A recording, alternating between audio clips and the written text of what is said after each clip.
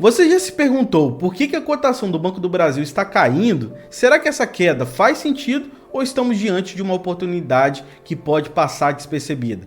Fique comigo até o final porque hoje eu vou analisar todos os fatores por trás desse movimento e no final te direi se essa ação é uma oportunidade ou uma verdadeira furada. E se você está chegando agora aqui no canal e não me conhece, eu sou Vitor Valério, sou analista CNPI, médico e investidor. E seja bem-vindo ao Doutor Investidor, o canal que descomplica o mercado financeiro para você e mostra a verdade que outros canais não te mostram por aí. E como eu sou analista CNPI, tenho que fazer um breve aviso. Apesar de ser analista certificado, a minha intenção aqui é te oferecer informações para que você e somente você decida se vale a pena ou não investir. E esse vídeo é para fins exclusivamente informativos, baseado nos dados mais recentes que a gente vai ver aqui do Banco do Brasil. O conteúdo não constitui recomendação de compra ou venda, invista sempre com responsabilidade. Agora vamos entender se Banco do Brasil é uma oportunidade ou se faz sentido essa queda recente nas cotações. E para começar, temos que entender como é que a empresa ganha dinheiro.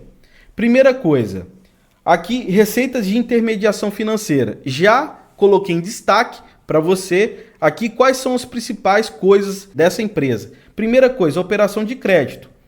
Então, receitas que são provenientes de empréstimos, financiamentos, condicionado a clientes é um peso muito importante na empresa. Inclusive, se essa pessoa ou a empresa que pegou o empréstimo não pagar, o nome disso é inadimplência, e isso aumenta, ou seja, a quantidade de pessoas que não pagam aumenta, isso pode impactar tanto no resultado da empresa quanto na cotação. E a gente vai ver daqui a pouco que é uma das explicações e talvez a principal da queda da cotação do Banco do Brasil. Operações com títulos e valores imobiliários. Então, ganhos obtidos por meio de investimentos em títulos públicos e privados também faz parte aqui do setor. Operação de câmbio, receitas derivadas de transações cambiais e serviços relacionados.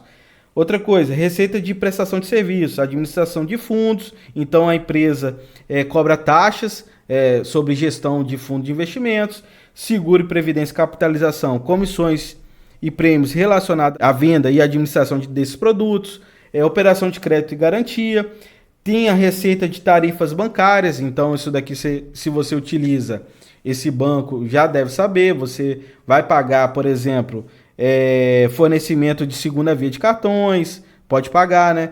Saques, transferências de TED de DOC e anuidades de cartão de crédito.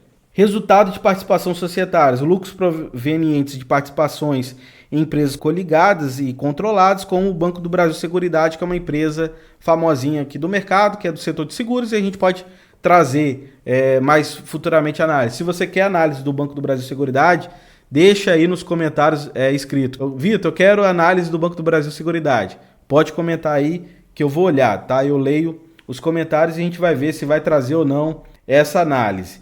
E aí, voltando aqui, agora que você viu de onde que vem as receitas do Banco do Brasil, talvez esteja se perguntando por que, com tanta diversificação, a cotação da ação está caindo. Será que tem algo no cenário econômico ou da concorrência que está prejudicando o desempenho do banco? Vou explicar isso já, mas a resposta pode te surpreender. E para isso, a gente tem que entender aqui, a questão do macro e microeconômico que impactam na empresa. Primeira coisa, a taxa básica de juros, a taxa Selic. O que acontece? Como os bancos emprestam dinheiro, né, é o principal. Para você entender o banco, uma empresa comum, vamos primeiro começar do que é mais fácil. Uma empresa comum, o que ela faz? Ela pega, tem o seu estoque e vende o seu estoque e ganha dinheiro. Ou vamos dizer que é uma empresa de prestação de serviço. Ela presta serviço e ganha dinheiro. E como é que o banco ganha dinheiro? Ele vai captar recursos, vai captar dinheiro e aí vai emprestar esse dinheiro para alguém ou para uma empresa e vai ganhar dinheiro em cima disso. Então, basicamente, qual que é o estoque, qual que é o produto da empresa principal, que é o dinheiro? Então, o que acontece? Toda vez que essa taxa básica de juros sobe, as margens melhoram. As taxas mais altas tendem a aumentar a receita com empréstimos, tá? Outra coisa que vai impactar a inflação. O poder de compra dos consumidores e a demanda por crédito pode ser afetado. Por quê? Se a inflação aumenta, tudo fica mais caro. E aí a tendência é que as pessoas consumam menos. E se a pessoa consome menos, vai demandar menos crédito e aí também vai acabar impactando aqui o resultado da empresa. Mas além disso, tem outro ponto negativo. Se a inflação sobe, a capacidade das pessoas, a capacidade dos clientes pagarem aquele empréstimo que ele pegou, vai piorar. Ou seja, vai aumentar a inadimplência. E se aumenta a inadimplência, o que acontece? Os bancos fazem uma coisa chamada provisão. O que seria isso? Basicamente, é separar uma gordurinha para poder cobrir esse risco de inadimplência. E aí a gente vai ver daqui a pouco, no resumo da apresentação dos resultados, que teve um setor de empréstimo aqui que aumentou a inadimplência. Crescimento do PIB. O crescimento econômico impulsiona a demanda por serviços bancários e aí um PIB com expansão geralmente indica maior atividade econômica e oportunidade para o banco. Taxa de câmbio. O impacto, a volatilidade cambial pode afetar operações internacionais e exposição a riscos cambiais. Em relação à questão microeconômica, a qualidade da carteira de crédito é muito importante, ou seja, se tem baixo nível de inadimplência, isso é bom. Se tem alto nível de inadimplência, isso é ruim, porque está diretamente relacionado à lucratividade. Então, uma carteira saudável indica menor risco e maior retorno.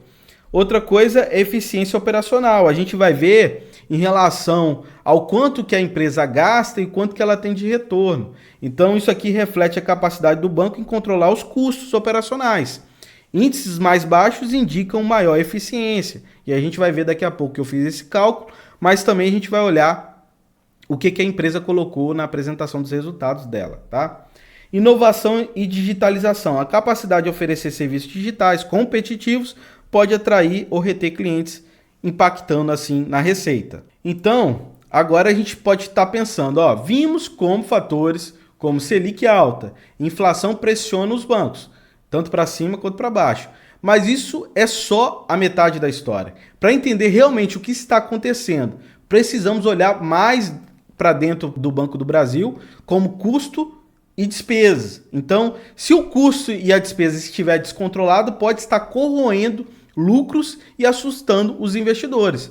Então, por isso que vamos conferir os números e ver se faz sentido o que está acontecendo, tá? Então, sobre os custos e despesas, a gente vai ver daqui a pouco algumas coisas sobre os números, mas a gente tem que entender aqui qual que é o impacto sobre o resultado da empresa.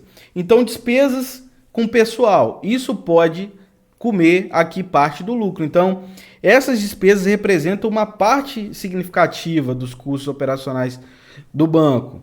Despesas administrativas, gastos como manutenção de agência, tecnologia, da informação, marketing, serviços, também podem reduzir o lucro lá no final. E aí eu coloquei em amarelo isso daqui porque isso aqui é muito importante, mas muito importante. E a gente vai ver que é a principal aqui justificativa, uma das principais justificativas pela queda da ação. Então, a provisão para perdas com crédito.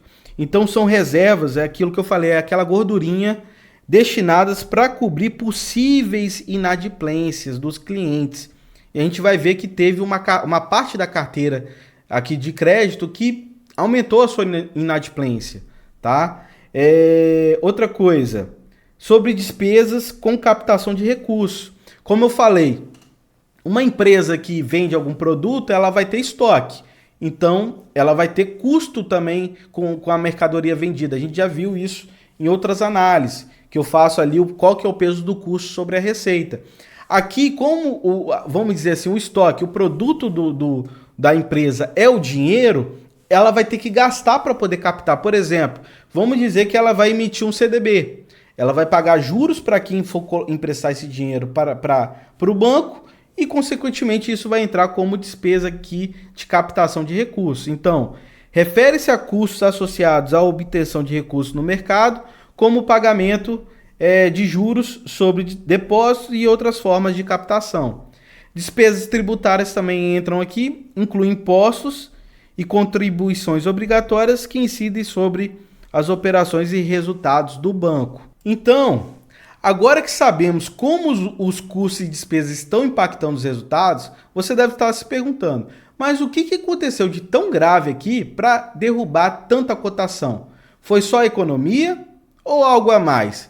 Daqui a pouco vou mostrar as notícias mais recentes que mexeram diretamente com o preço da ação. Mas antes, deixa eu te falar uma coisa. Eu sei que se você não deixar o seu like aí e não ativar o sininho das notificações, o YouTube pode simplesmente não te mostrar os próximos vídeos do canal. E sabe o que isso significa? Significa que você vai perder uma análise como essa que pode fazer mas toda a diferença entre acertar na bolsa ou cometer um erro caro. Para você não perder nenhum conteúdo do canal, deixe seu like aí, se inscreva no canal, se não é inscrito, e ative aí embaixo o sininho das notificações.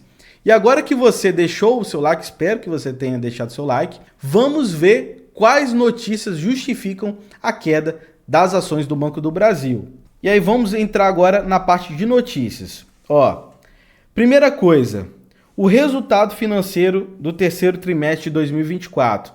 Os analistas mostraram preocupação com o aumento das provisões para perdas com créditos, que cresceram 34% no trimestre, indicando uma possível deteriorização na qualidade de carteira de crédito. Lembra que eu falei isso aqui? A gente tá vendo como é que é importante a gente entender como é que funciona o negócio, o que impacta de forma macro e microeconômica? Agora faz todo sentido para a gente aqui, entendeu?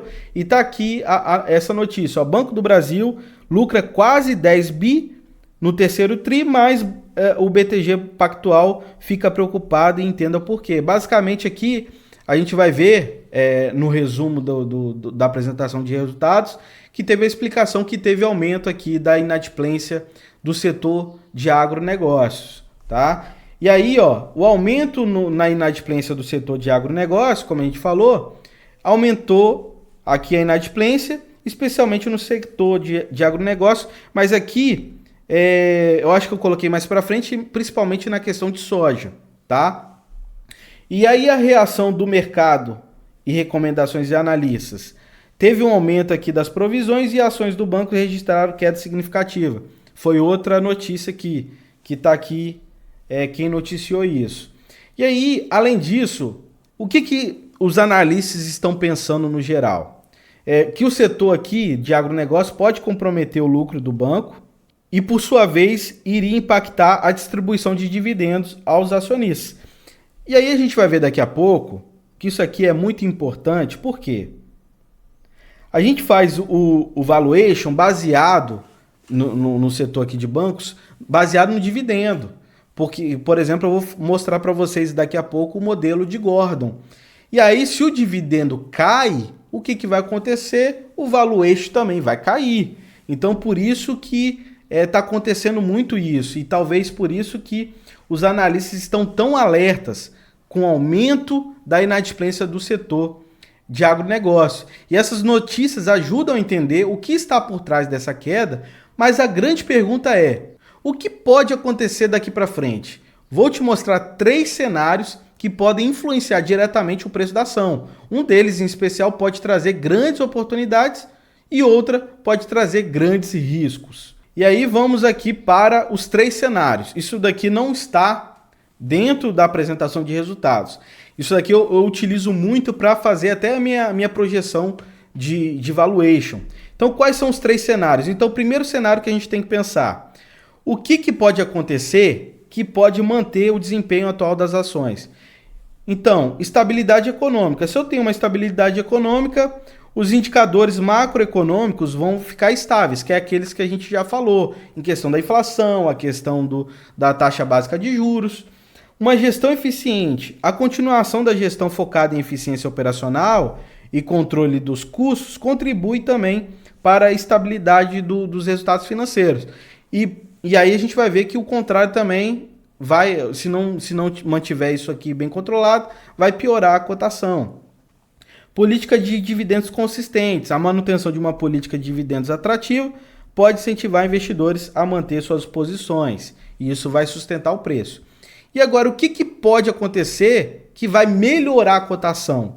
Então, redução de provisões e perdas com créditos. A gente vai ver daqui a pouco que no guidance, ou seja, na projeção da empresa, eles esperam que isso aqui vai reduzir, tá? E se reduzir, isso vai ser um ponto positivo. Então, uma diminuição nas provisões para perdas, especialmente do setor de agronegócio, pode indicar uma melhoria na qualidade da carteira de crédito, impactando positivamente os resultados. Crescimento econômico acelerado. Uma aceleração no crescimento econômico pode aumentar a demanda por crédito e serviços bancários, impulsionando a receita do banco. E agora faz muito sentido, agora que você entendeu o que de macro e micro pode impactar. Inovações tecnológicas, investimento em digitalização e novos produtos financeiros podem atrair mais clientes e aumentar a competitividade aqui do banco. Agora, o que pode acontecer que vai piorar o preço da ação, a cotação da ação? O aumento da inadimplência, se aumentar mais ainda, especialmente no setor-chave, como o agronegócio que a gente já falou, pode elevar provisões para perdas e reduzindo a lucratividade.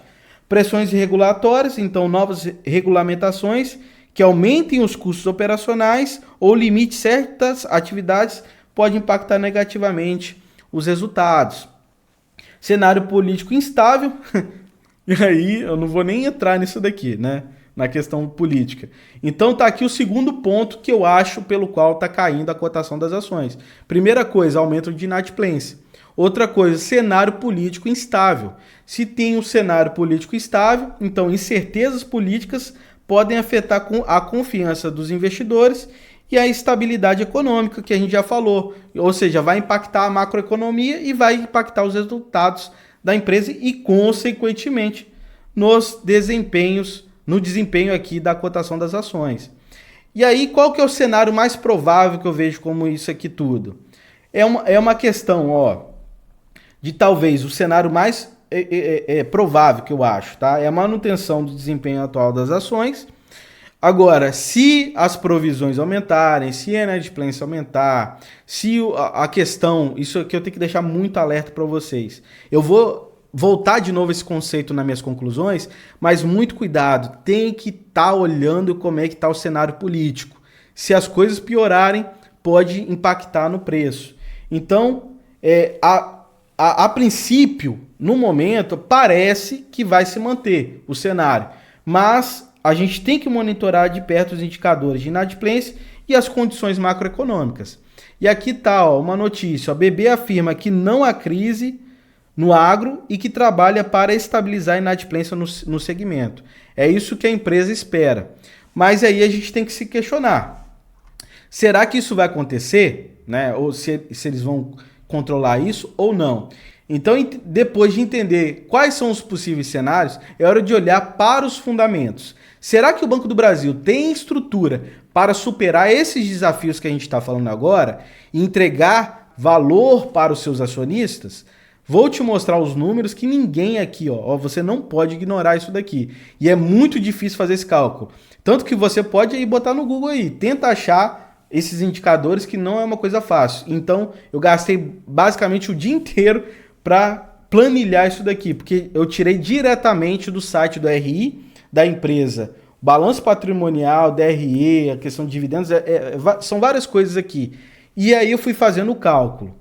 Tá? Então, primeira coisa que a gente tem que pensar é o seguinte: qual que é a liquidez desse banco? Vamos dizer que todo mundo decidisse, por acaso, sacar o dinheiro aqui do banco. Porque, como a gente já falou, uma forma de a empresa ter dinheiro é captar, por exemplo, com o CDB, por exemplo, com o dinheiro que você deixa parado lá na conta corrente. Ele pode utilizar esse dinheiro.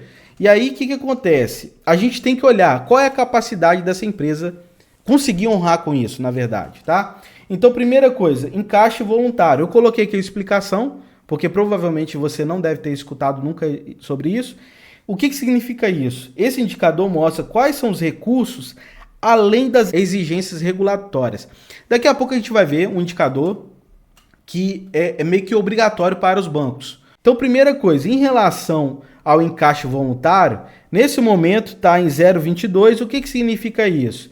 Que o banco está mantendo 22% do volume total de depósitos à vista ou obrigações de curto prazo em liquidez adicional, além das reservas obrigatórias. Isso mostra o quê? uma prudência na gestão de liquidez. Isso eu acho que está muito em linha com o que a empresa apresentou na call de resultados, que a gente vai ver daqui a pouco, tá? O resumo. Outra coisa que a gente tem que olhar, liquidez imediata. Ou seja, qual que é a capacidade da empresa honrar com seus compromissos de curto prazo? Então, utilizando o quê? Seus ativos mais líquidos. Se você está aqui vendo sobre essa análise do Banco do Brasil, espero que você já tenha entendido esse conceito. Mas se você não sabe o que é liquidez, é a capacidade de algum bem, algum ativo virar dinheiro mais rápido. Então, quanto mais rápido virar dinheiro, maior a liquidez. Quanto mais devagar, pior a liquidez. Por exemplo, um imóvel demora para poder virar dinheiro, porque depende de vender. Agora vamos dizer as ações, tem alta liquidez. Você está no dia do pregão, no horário do pregão, você coloca lá a ordem de venda e você vende, transforma em dinheiro, tá? Então o valor aqui desse indicador, por exemplo, como 5,4, é uma posição confortável para o banco e um indicativo de sua capacidade de honrar com compromisso de curto prazo. Então até que nesse momento, sobre a liquidez, tá ok. Outra coisa que a gente tem que olhar é o índice de empréstimos e depósitos. Esse índice, o que ele mostra? Que a cada R$1 de recursos captados pela instituição, o quanto que foi emprestado. Nesse caso aqui, a gente calculou, nesse momento, tá aqui ó, no TTM, 101,5%.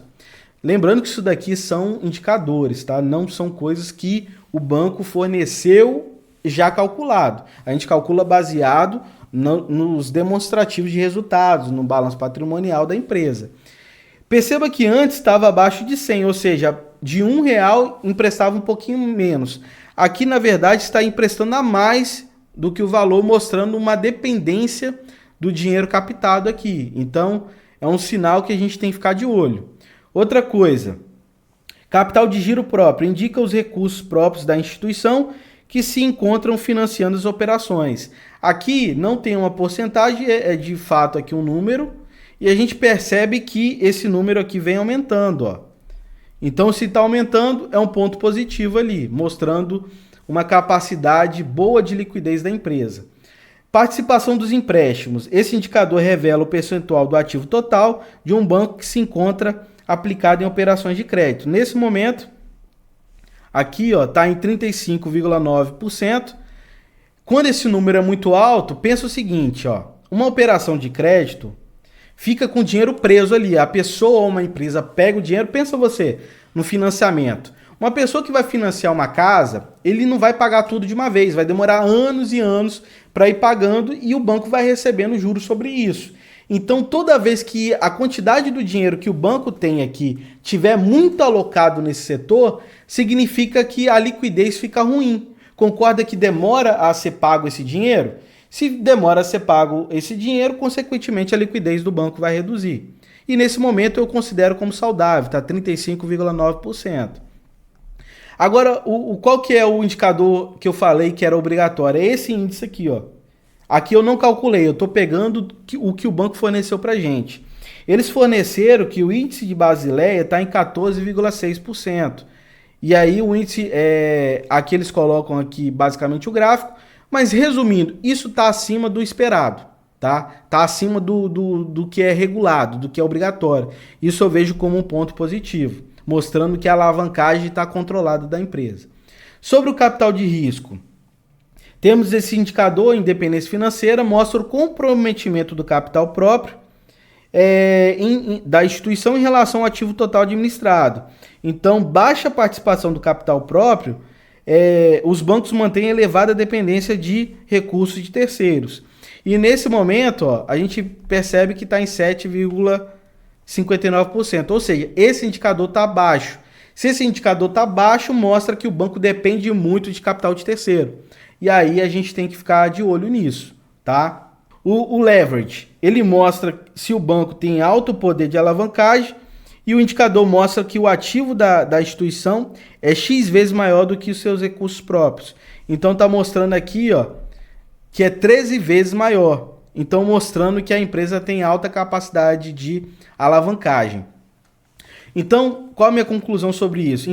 A independência financeira mostra a dependência do capital de terceiros, mas tudo que a gente viu até agora sobre a liquidez, eu mostro que isso está controlado. Então, a gente tem que ficar de olho, com certeza, mas está na medida do controlado, tá? E a empresa tem a capacidade de alavancagem. Outra coisa, relação de capital e depositantes. Para cada R$1 captado, sobre forma de depósito, o quanto que foi aplicado de recursos próprios. Então aqui, ó, nesse momento, o cálculo é de 21,4%. O que significa isso, Vitor? Vamos dizer que a cada R$1 depositado, o banco utilizou, vamos dizer assim, 21 centavos de recurso próprio ali que ele colocou. Então, nesse momento, mostrando novamente que ele está usando mais capital de terceiros e está evitando comprometer muito o capital próprio da empresa. Então, está botando pouca coisa para risco dele mesmo, né, do banco. Imobilização do capital próprio. Porcentagem do capital próprio aplicado no banco que foi imobilizado em ativo permanente. Aqui o cálculo é de 22%. Então, mostrando novamente que a empresa não está colocando muito dinheiro próprio travado. Ou seja, melhorando assim, no final, lá o que a gente viu anteriormente, a liquidez do banco. Então, eu vejo como ponto positivo. Esse indicador chamado TRL significa o quê? Ele pega basicamente o quanto de lucro líquido que a empresa reinvestiu. Nesse momento está em 18,9%.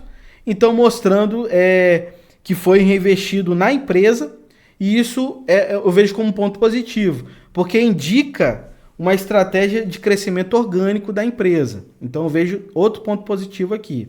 E aí sobre rentabilidade, não coloquei aqui a explicação porque a maioria das pessoas aqui deve conhecer esses indicadores que a gente já falou até inclusive em outros vídeos aqui de outras análises. O ROI, que é o lucro líquido sobre patrimônio líquido, nesse momento está em 19%, vejo como muito positivo.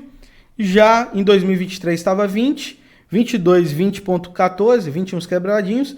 Agora perceba uma coisa, da última vez que eu analisei essa empresa, foi lá em 2019, estava em 17%, piorou em 2020, vocês já sabem por quê, né, daquela época de saúde, aquela crise de saúde que a gente estava vendo. E aí o que acontece? De 2022 para cá, ó, o ROI vem aumentando muito e consequentemente também, ó, o que vem aumentando também é a margem líquida. Então eu vejo isso como positivo aqui para a empresa.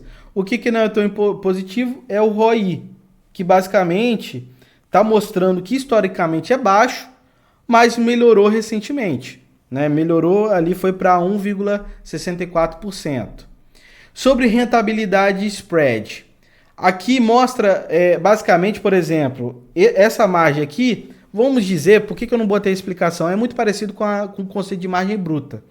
Então, mostrando ali o quão consistente, quanto que a empresa gera utilizando os seus ativos.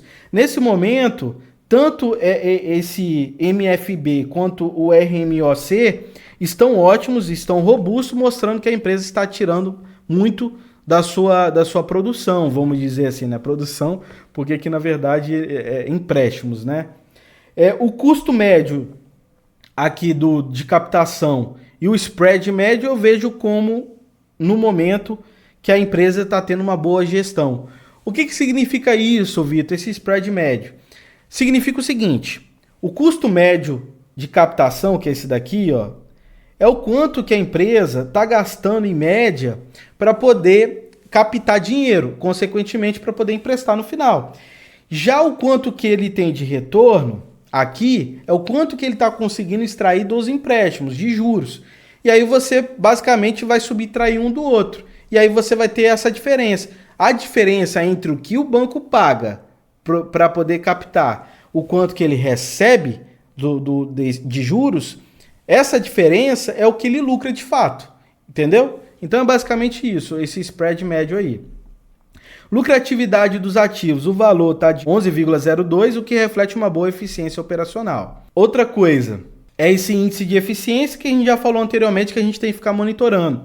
Basicamente, o que esse indicador aponta? Aponta o quanto custou para o banco gerar receita. Então, quanto que ele custou ali?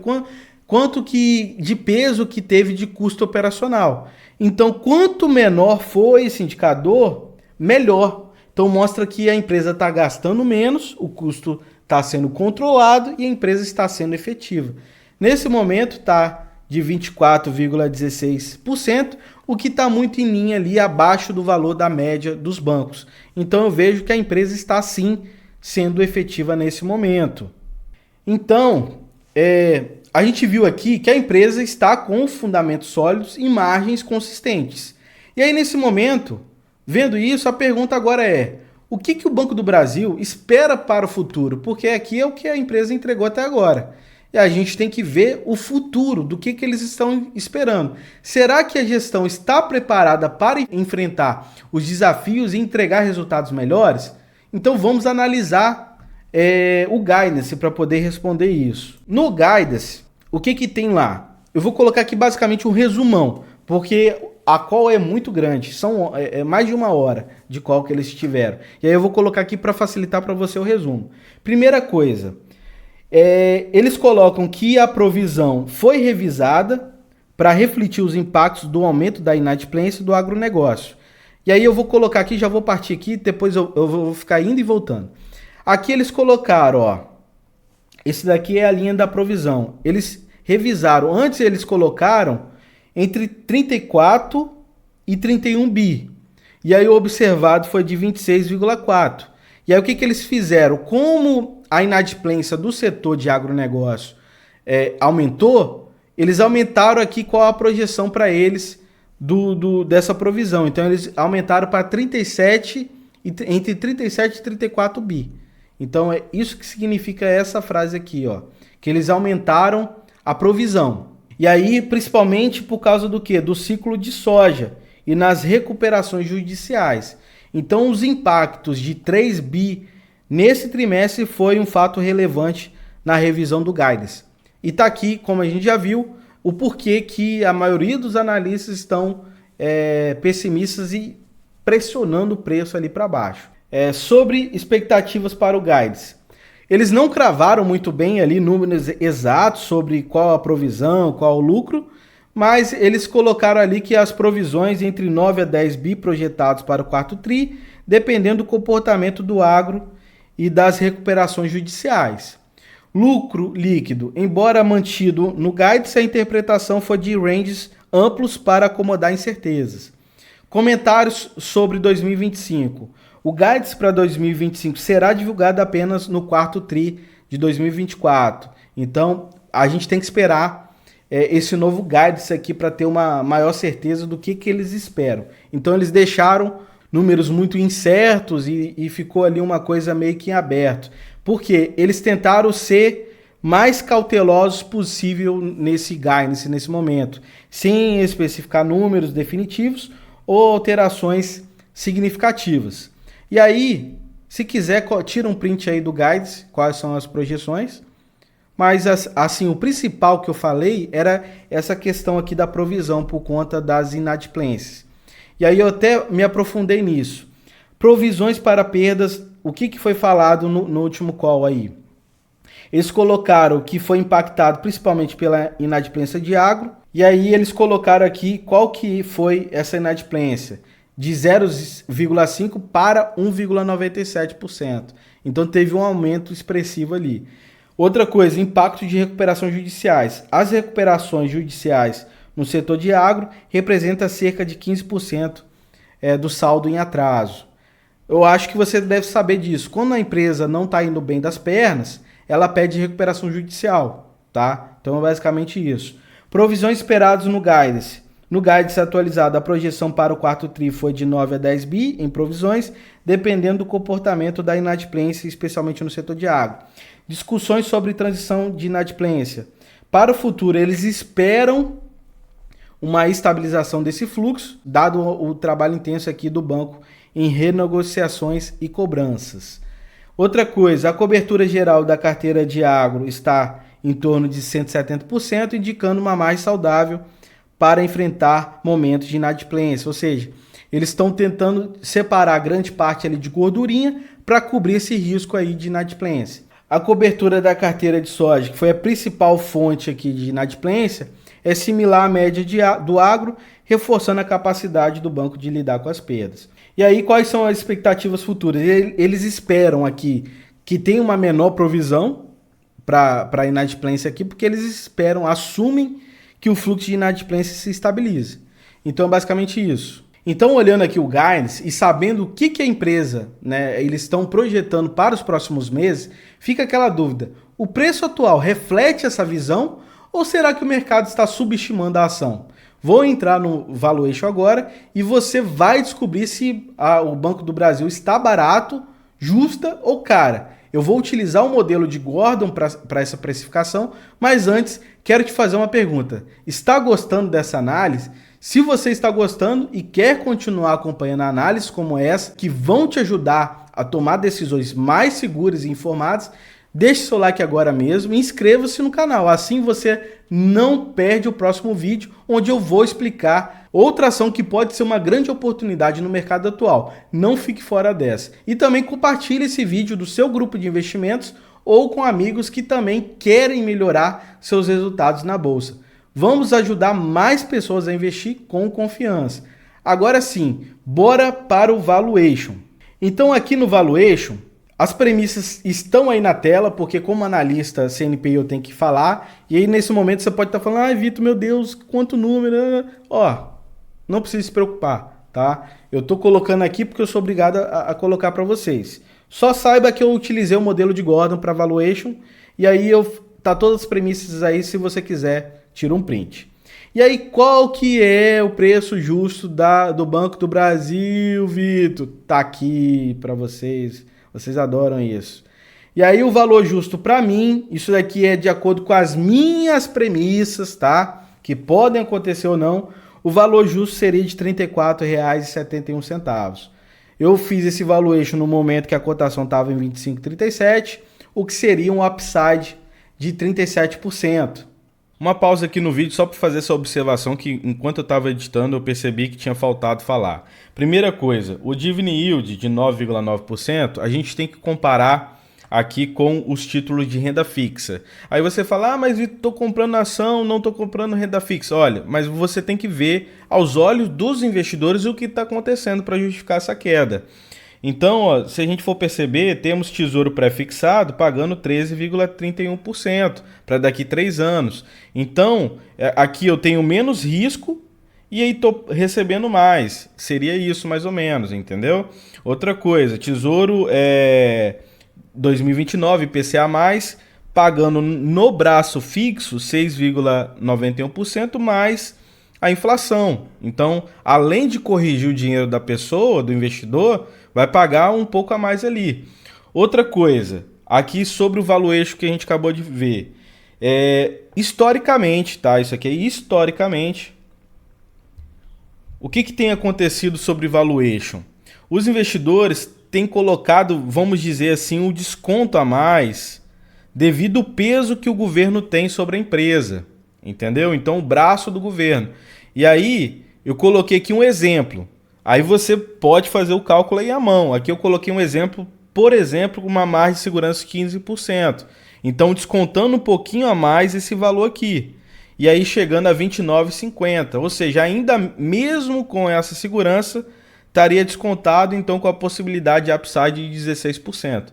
Mesmo com essa faixa de segurança. Entendeu? Agora com essas observações, bora continuar o vídeo. Então, agora que sabemos o preço justo estimado e como a ação está sendo negociada, a pergunta final é: vale a pena investir? Na minha opinião como investidor, vou te dizer exatamente o que penso sobre o Banco do Brasil, se faz sentido ou não para o seu portfólio. E para isso eu tenho que ir aqui para as conclusões. Então, quais são as minhas conclusões? Primeira coisa, o índice de eficiência eu vejo que reflete uma boa gestão operacional, bem estruturada e com capacidade de gerar recursos, mesmo em cenários desafiadores. Então esse indicador mostra isso. A rentabilidade da empresa foi atrativa, de acordo com os indicadores que a gente viu. A gestão está sendo conservadora, então eles estão com indicadores como imobilização do capital próprio e a questão do reinvestimento, mostrando uma abordagem equilibrada e conservadora nesse momento. focada na estabilidade financeira e na preservação do capital. Agora, outra coisa, baixo limite de expansão, aqui é um ponto que eu vejo como negativo. Então, apesar dos resultados serem bons, o baixo limite de expansão sugere que o banco depende fortemente de captação externas, ou seja, de dinheiro de terceiros, para sustentar o crescimento acelerado, o que pode ser um ponto de atenção. Ou seja, tem um certo momento que a empresa consegue crescer com capital próprio e a partir dali ele começa a precisar de capital de terceiro. Então isso aqui é um ponto que a gente tem que estar atento. Risco e alavancagem. Embora a empresa alavancagem esteja com 13,18, que seja um padrão no setor bancário, ela destaca a importância de manter uma boa gestão de risco para evitar problemas de liquidez e solvência. Com valuation que a gente já falou, pelo método de Gordon, estaria subvalorizado o mercado. E aí você tem que ter algumas atenções para isso, não é para sair comprando às cegas, tá? Você tem que ter, primeira coisa, que renda variável tem riscos. E ganhos passados não é garantia de ganhos futuros. Então você tem que ter isso na sua mente no momento que você decidir. Você falar, Vitor, decidi entrar. Tem que olhar para algumas coisas. Primeira coisa, atenção sobre o preço. Caso o preço caia para a mínima cotação de 2024, que está ali por torno de R$ 24,80, pode ser pressionado o preço para liquidar alguns investidores. Por quê? Se você for olhar aí no histórico, a empresa chegou nessa cotação e subiu algumas vezes. Isso significa que naquela região tem pessoas compradas que estão fornecendo liquidez. E se por algum motivo a cotação cair para baixo desse preço, essas pessoas, ou as empresas que possuem nesse preço médio aí a cotação da ação, podem desovar essa ação aqui no mercado e aí cair mais ainda a cotação. Então você tem que ter isso em mente, tá? Como falado na seção de macro e micro que impactam os resultados e a cotação da empresa, fatores políticos que impactam a taxa básica de juros, inflação e o PIB podem também impactar e pressionar mais o preço. E aí você faça esse questionamento. Estamos num momento político legal ou instável? Então, você tem que estar olhando isso. E é por isso também que está sendo pressionado nesse momento a cotação da ação.